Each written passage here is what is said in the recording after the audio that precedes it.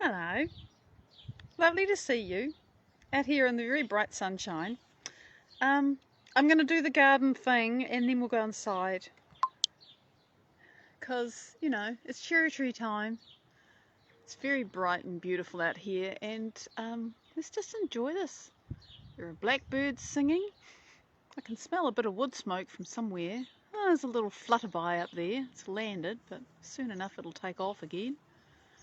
And, oh, the blossom. It's just beautiful. I have to walk a bit carefully here because you can't see, but I dug some things out of the garden. There's a bed that used to have stuff in it. Oh, there you go. There's the sun shot. And I've emptied it. I'll show you in a minute, but this is too beautiful to just not enjoy for a little while. And there's a breeze out here, and there are quite a few flowers because this is sort of late spring when everything is just growing madly. Look at that, the granny's bonnet. Let me see if I can make this a bit clearer. So there's blue, purple, it is purple. Hello beautiful being, I can see you're on, it's lovely to see you. And there's the pink one. And don't forget to enjoy the leaves. That's the tree trunk making that shadow there. But let's get a bit closer to these ones so you can actually see. They're quite gorgeous. And the bluebells are finished.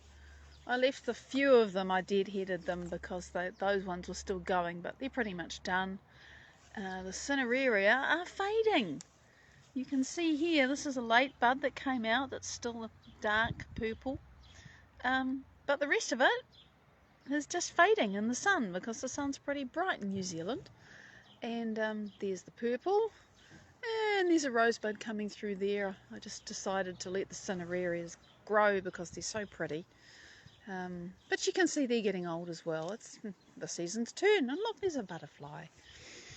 And bright, bright yellow foliage on the Orchidea. That's its fancy schmancy name. And amazing, amazing numbers of daisies in the lawn because all the grass has mostly died because it was so wet over winter. So that's really the most bestest view of the garden, and you can see how long the grass is. We haven't mowed it, in part because it's kind of beautiful with all the things growing in it, and in part because we haven't had the time. We've been doing other things. There's lots of pruning that's needed to be done, and I've transplanted trees and all kinds of stuff. So just going to enjoy the buttercups, and then we'll go inside. And that thing that's sticking up there is marking something that might one day grow. I don't know. I'm just waiting for it to decide. And look, there's the magnolia, which is fabulous. So let me turn the camera around and we'll just wander inside. Hi, Robin. Lovely to see you. It's just delicious having you on with me. I love having people to talk with when I'm live. So I'm just going in now because it is lovely, but I don't want any possibility of wind noise. And besides, I've got everything set up. Excuse me, I'm going to take my hat off. Just drop it there for now. Put that in my pocket. Close the door. Go to the lounge where it's quiet. And I can sit here. And hope that my phone is, more or less straight. Yay! So now I'm sitting here in my old spot in the lounge. And see, I have my little notebook with my little scratchings because I want to talk about what I did this week doing God of Me, right? I'm writing. I have this, just to give you a bit of background, if you haven't watched this before or if you've forgotten since last week, because last week is like a million years ago to me. Hi Edison, great to see you. I'm doing this, well, it's not so crazy. It's this thing that kind of owns me. Where I want to take this information that I have learned, which has changed my life, and make it available to people who simply can't access it. Largely because they live in a place where there's very little money. They're underprivileged, they just don't have any. And they can't buy something as simple as a $10 or a $20 product because not only do they not have a credit card, They don't have a bank account. They may not even have identity papers. Okay? Teresa, great to see you. And I can see a wonderful Halloween face up there at the top. I know you're there. I'm sorry I don't know your name, but I've seen you in my feed, and it's lovely to have you around. It's great to have people joining in. So I have this dream to take this in. Oh, it's you, Mike. Ha! Well, I should know. It's you. Great to see you, buddy. So I have this dream to take this information to that audience. And the thing about that audience is you can't assume they know anything. And you can't assume that they have experienced many things that most of us would take for granted. So when I'm writing, I have to use things that anybody on the globe would relate to. And you might recall that last week I talked about, well, how do you explain the fact that you've got neurons in your brain? Because we're talking about learning, right? And learning means the brain, means other things, but you learn and you remember things in your brain. And there are neurons in your brain, and there's electricity that moves in your brain. But how do you explain that to somebody who may not have been somewhere where there's a switch that you turn things on with? They may not know that electricity is, how do you explain that? So last week I talked about, I thought everybody knows about lightning. So I talked about lightning, it goes from here to here. And then I talked about static on clothing. Well, that's the same as lightning. It's just a lot smaller. And inside your brain, there's a similar thing where electricity literally goes from A to B, and it carries a message in your brain, and that's part of how we think and part of how we learn. So that's the kind of framework that I'm working in, because also I know that there are lots of people who do have a credit card and do have a bank account and do have identity papers, but for whatever reason they don't understand this stuff either. And presenting it to people in this way makes it very accessible, and they need to know as well. So there are lots of ways for people to learn this. I'm not saying this is the new gospel and you should all come and follow me. No, it's just that I want to make this information to people who might have limited education or a disability, although, making things that you present online accessible to people with disabilities it can actually be pretty challenging. I know, because I work in IT, and one of the things that we have to do with some of the websites that we work on is run an accessibility lens over them, and it gets really challenging when you have to do things so they'll work on a screen reader, right? So that to me is a bit in the future, but I have to keep it in mind, because I want to make the simplest core of this information that I am using every day to change my own life available to people who are disadvantaged, shall we say that, in whatever way and wherever they live. It's not about what continent you're on or how much money there is in your pocket. For whatever reason, you can't access information, or you don't access it because you don't think it relates to you or it doesn't make sense. I want to contribute to bridging that gap with what I'm doing. So what it starts with is writing. Because if you're going to make a website, and I want to make a website, you've got to write the stuff that goes on the website. As well as writing, there are going to be little exercises, because what I know about learning, because I've learned it from my inspiration, Dr. Joe Dispenza, for whom I will ever be grateful because of what I've learned and how it's changed me and continues to change me, is that when you're learning something, it's not enough to just go, oh, that's a really cool fact. Unless you do something with that fact, or you share it with a friend, you stop and you think, well, that's really cool, I've got to tell somebody about it, and then you explain it to somebody, because if you can explain it, then you really have it wired in your head. Unless you can do something with that information, it's useless. And more than that, you'll forget about it. You will forget about it. It'll be, oh, that's amazing. And the next day, or even later that day, it's like, what was that again? And you either think, oh, well, it doesn't matter, or you go back and you review it. And that's one of the things that I've written about today, is repetition. It's not the only way we learn, but when we're learning facts and wanting to understand and unpack things, it's like, oh, I need to remember that. And you either write it down so you can go back and review it, or you keep bringing it back. So like when I meet somebody at a social gathering, I think, and I know I said this before too, I repeat myself, but if I meet them, it's like, oh, hi Jane, it's lovely to meet you, and hi Tom, great to meet you too. If within about 5 minutes I don't say, oh, Jane, I've just got to remember your name, because I know that if I don't remember it really fast, I'll forget it by the time we've finished our conversation. I'll be really embarrassed. And Tom, that goes for you too. If I do that 5 or 10 minutes after I've started a conversation, I'll remember their name, at least until I've got time to say goodbye to them. But if I don't do that, I'm lost. And there is a neurological reason for that. And part of what I've got, and I'm aware there are some little videos which are freely available on YouTube, which I'm hoping that I'll be able to embed in the website. And I'm thinking I'm going to have to ask somebody sooner or later whether I can do that, because there will be an option to subscribe to this website, to support it and to help it go to people who can't subscribe, right?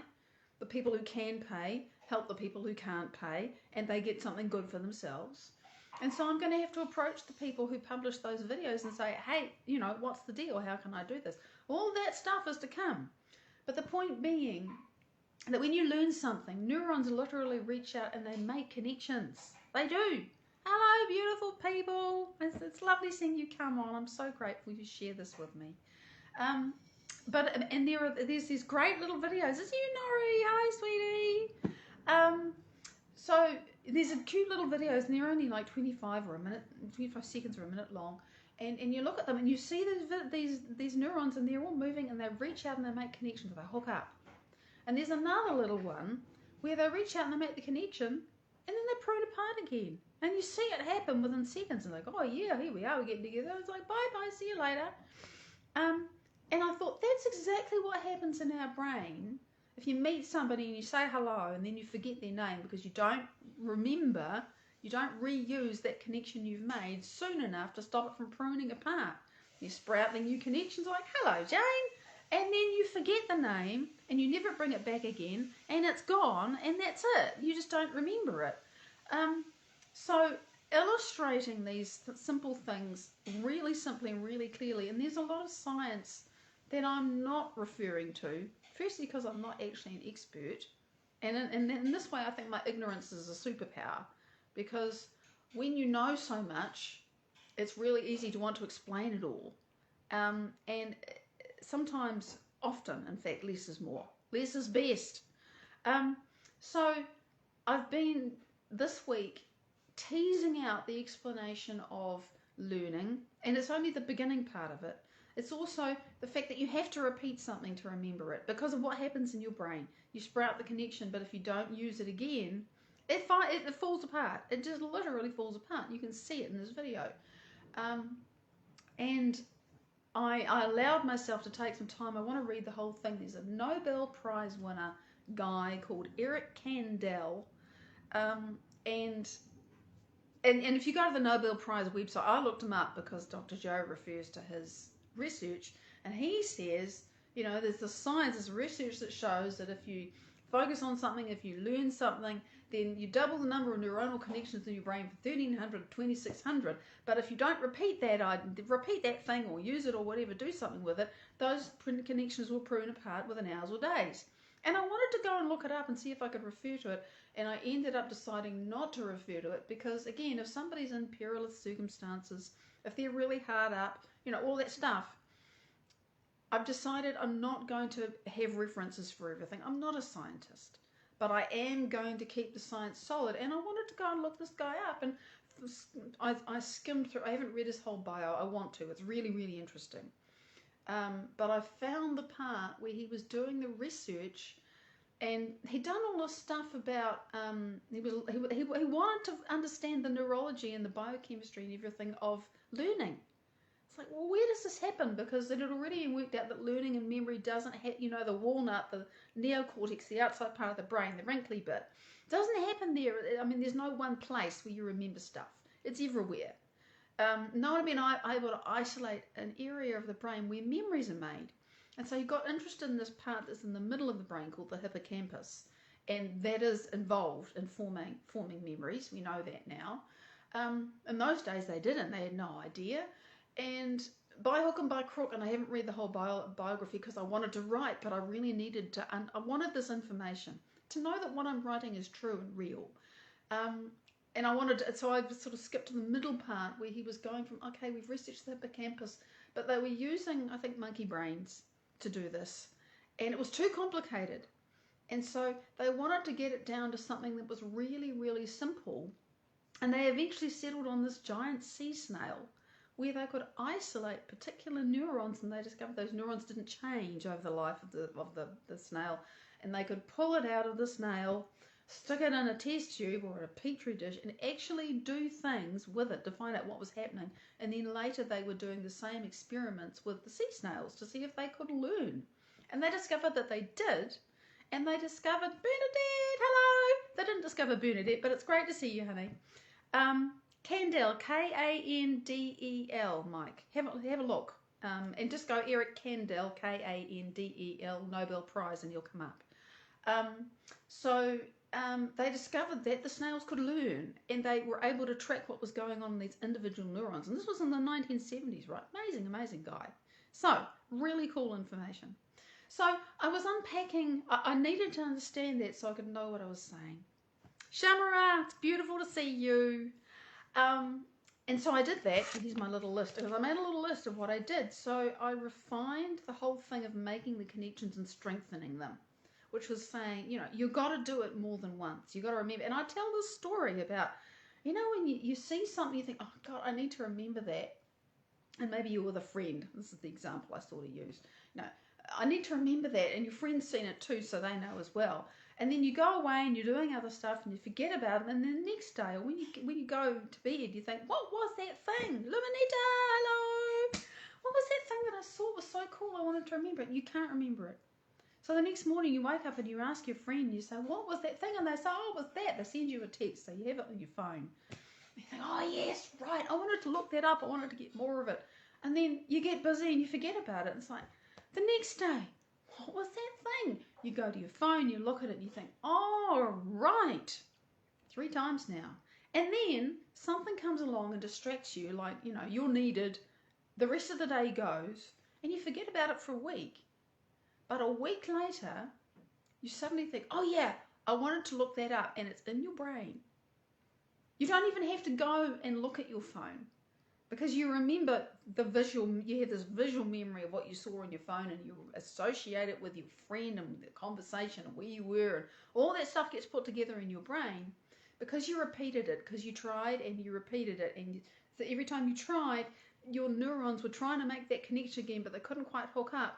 But eventually, you got it, and they made the connection, and then you forgot about it for a week, and you could bring it back because it was there. So explaining that this is actually what happens in our brain, and then thinking, because I'm still trying to explain about habits and what habits mean in terms of the body and the brain. She says the body and the brain. The body and the brain. Because you form these neural connections in your brain when you're memorizing something, right? But the more you do something, the more often you think a thought, the bigger and stronger those connections are going to get. It's not just that it stays as these two things that hook together. You get more neurons getting in on the story, and what starts off as this tenuous little connection, like a little path that you bushwhack through jungle, well, it gets beaten out and there's a proper path there, and then more people come and it gets wider and more things go along and it gets bigger and wider inside your brain. So you're making all this hardware that supports your habit of feeling angry or scared or happy or abundant or whatever it is. The more thoughts you think about it, the stronger that neural trunk is going to get. That's what it's called. It's a neural trunk. Like a trunk of a tree. You know, trees grow. If you keep on feeding them, they're going to grow. So you get a neural trunk. And that is one of the reasons why changing a habit that's been well established in our lives is so freaking hard. Because there's all this hardware in your head. Carrie, it's you, honey. There's all this hardware in your head, and you actually have to break those synaptic connections apart one at a time. Unless you can manage to have a huge ecstatic awakening experience where it happens very quickly, and people do have those, but most of us, particularly me, actually have to do that. We just have to keep pruning those connections apart until this massive neural network that we've built around feeling lackful or feeling like a failure or feeling guilty, or like I just can't do that, or whatever it is, that neural net, it's like, you know, that little pathway that you, when you first thought the thought about whatever it was, now it's a 4-lane highway. Well, it's going to take some time to dig that up. But if you understand that you have a neural pathway in your brain that's like a 4-lane highway, and it's all about the thing that you want to change about yourself, it helps to understand that that's why the change is so hard and it's going to take some time. And if you think that digging up an old road like that is easy or feels good, no, it feels uncomfortable. We would much rather, well, we want to change, but it feels, and I haven't talked about the body part of this yet because I haven't written it yet, but the reason why it's so hard is because our body is really accustomed to that road being like that, because that road, every time things go along at our thoughts and whatever, there's a whole bunch of chemistry that's associated with it that pours into the body. And you don't just have the chemistry changes your body. And your body gets accustomed to the chemistry. That chemistry is actually a lot like a drug addiction. And so, not only do you have to dig up the neural pathway in your head, the highway, break all that apart, but you have to change the fact that your body's conditioned to the chemistry of misery, or the chemistry of frustration, or the chemistry of fear, or whatever it is. It's actually used to that, even though you don't like it. You got to understand this logically, intellectually. You think, I don't like this feeling. Your body knows the feeling. It's accustomed to it. And it doesn't want to change. Even though that isn't good, it doesn't want to change. And these are some of the reasons why it's so hard for us to change how we feel. Don't I know? But it gives you some understanding that if you've got a neural trunk the size of Africa inside your head, and your body is addicted to feeling the way that you normally feel, even though you don't like it, that's why it's hard. It doesn't mean you can't change, but isn't it good to understand that that's why? And I mean, the point of what I'm doing is to explain this is the deal, but we can change, and here are some suggestions for how. So that's what I'm doing. So, big digression. So that's about making and strengthening connections, right? I did a brief thing into what nerve firing means, because there's a principle in neurosciences. There's nerve cells that fire together, wire together. What do you mean they fire? You know, I say firing and I think of a gun. Really, or, you know, firing, not fire burning, but something going really quickly from one place to another. Well, those nerve transmissions travel at up to 270 miles or 434 kilometers per hour inside your brain. It's bloody fast. You've got an amazing brain. So that's what happens when a nerve fires. It goes from one end of the nerve, bing, to the other, and then the message that's on that thing that goes from one end to the other gets handed to neurotransmitters, and they jump across the synapse, and then it goes to the next nerve, and so on until it runs out of steam and it stops. But that's another story. I haven't explained that either. So I've got so much more to explain about, yes, we can learn by repeating something, which is what I've been explaining today, but we can also learn by having experience. And there's actually another piece earlier, I mean a big piece. I've explained really what happens when somebody gets PTSD. They have a single experience that's traumatic, and that produces a lot of emotion, right? And the emotion can change you in a moment. Or you can have, and by the way, you can have an experience that is of the same magnitude, but it's positive. So don't think that the only way you can have a powerful experience that changes you forever is to have a trauma. It's also possible to have powerfully positive experiences that change you forever. So I just want to put that in balance. Equally, you can just have little ongoing repetitive experiences of going to the same place, like a park, you know, in your lunchtime or your lunch break, and thinking, this is lovely, I like this. And it becomes this thing that you just habitually feel good about. And if you keep on practicing that feeling, you can actually make that just the normal way that you feel. So we learn by learning. Our brain changes when we learn something or we have an experience, whatever it is.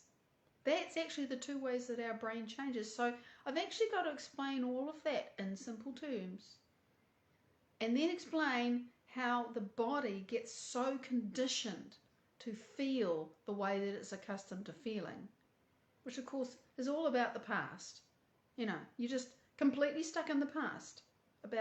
And I don't mean remembering the past, I mean that your body is just repeating the same chemical experience that you might have had 15 or 20 or 30 years ago. It's still feeling the same way because the same chemistry is still pouring from your brain because you're still thinking the same thoughts. That's how we get stuck in the past.